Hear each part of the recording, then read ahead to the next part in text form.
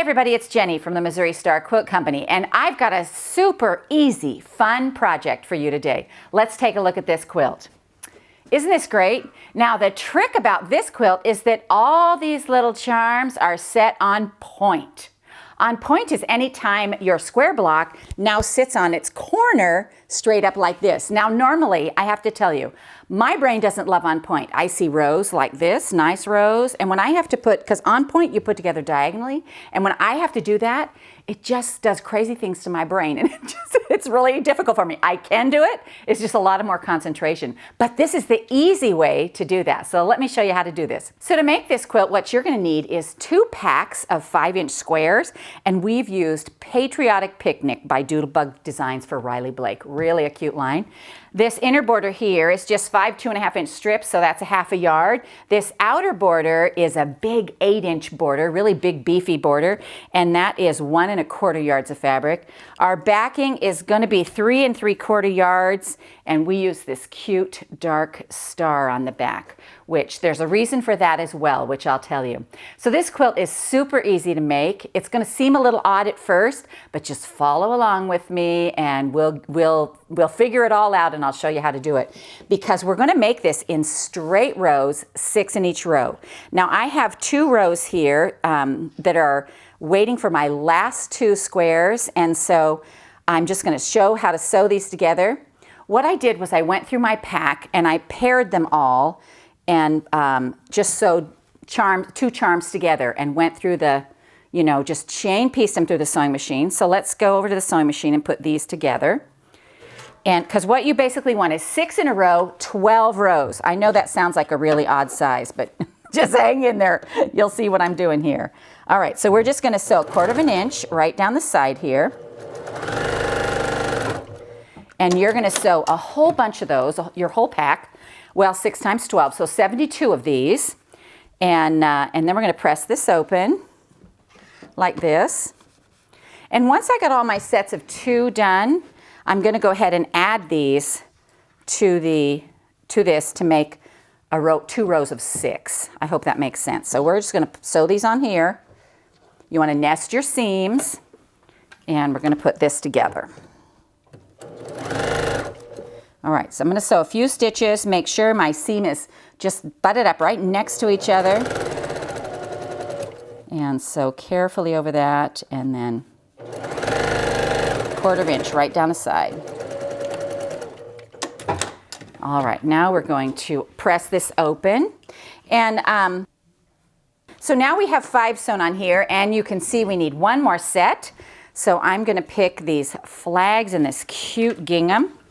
We're going to sew those 1/4 inch and add to the end. All right, there we go.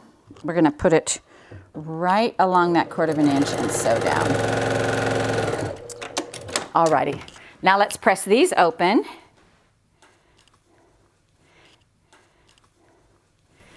All right, so now we're going to add these to the end of this row right here.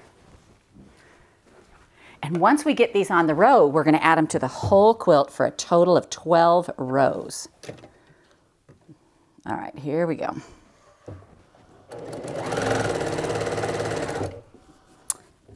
Roll my seams back, nest them up.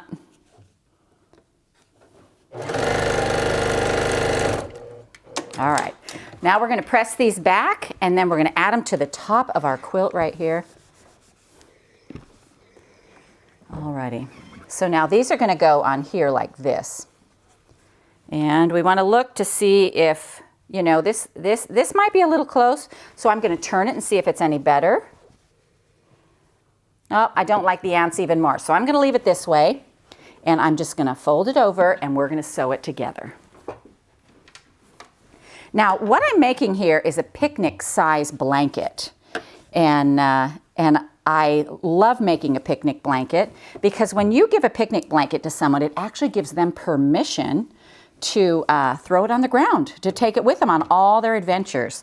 That's what I like to make for a wedding quilt. I like to make a picnic blanket and just put it in a basket and say, keep dating the rest of your life, because a picnic is a really fun thing. And this is not an art quilt, this is just something that can go with you on all your adventures. So as I'm sewing along here on my 1/4 inch, I'm making sure that my seams are nesting up, and I sew a square at a time and then line up the next 2 rows. I stop at every seam and make sure they're lined up. And that's going to keep your corners nice and even. Alrighty, now let's press this open. All right, here we go.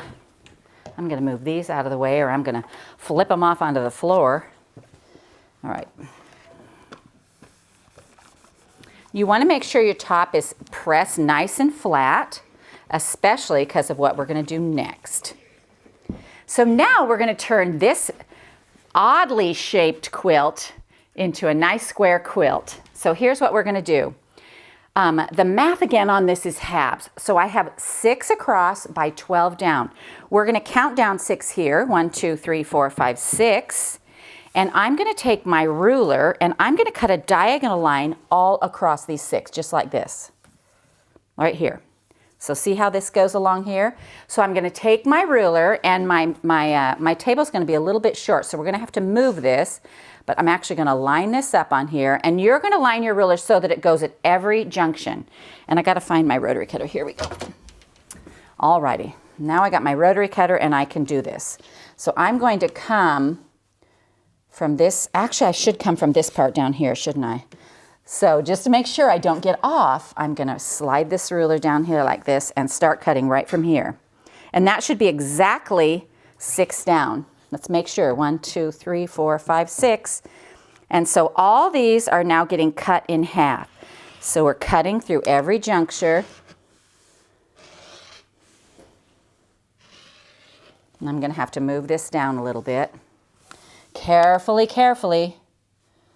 And we're going right here and this one here. All right. Now we're going to set this over here. Now we're going to do the same thing going the other direction. All right, we're going to come from here and we're going to go here. Make sure you cut at each juncture. I'm going to scoot this back. It's so helpful to have a giant mat, and I have a pretty giant mat.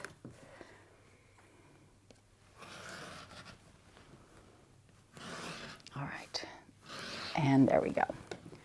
So once you get your cutting done, you're going to have this one big piece, triangular piece like this, and you're going to have these 2 smaller pieces right here. And they're like this. And what we're going to do is we're going to look on the side that has the whole squares, and we're going to lay those right sides together. See here on this other edge, these are all half squares. Don't sew that side, sew the side with your whole squares. And we're just going to go to the sewing machine and do that. We're going to do a 1/4 inch right down the side. And again, we're just going to match at each juncture because we're just dealing with whole squares here. All right, so here we go.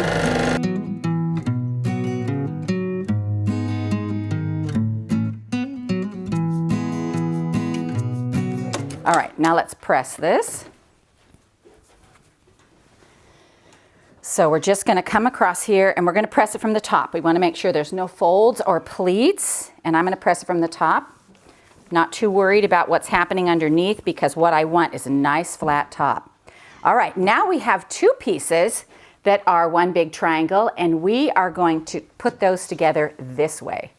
So we're going to turn it this way now, and we're going to line those up. There we go. And we're just going to fold this in half like this, and we're going to sew that whole seam. Again, we're just sewing the whole squares. So let's start down here and sew it together. 1/4 inch, and we're starting at this little tiny peak right here. Just be careful. Sometimes your sewing machine will like push those down into your sewing machine down by the bobbin. Just go slow to start. And then we're just going to do it the same thing where we line up seam to seam.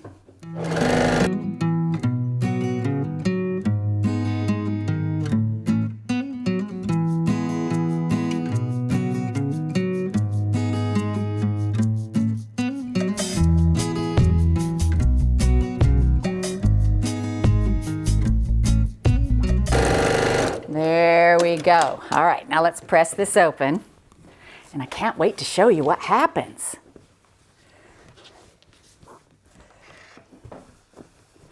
All right, I'm just going to press along this seam we just took. Make sure it lays nice and flat.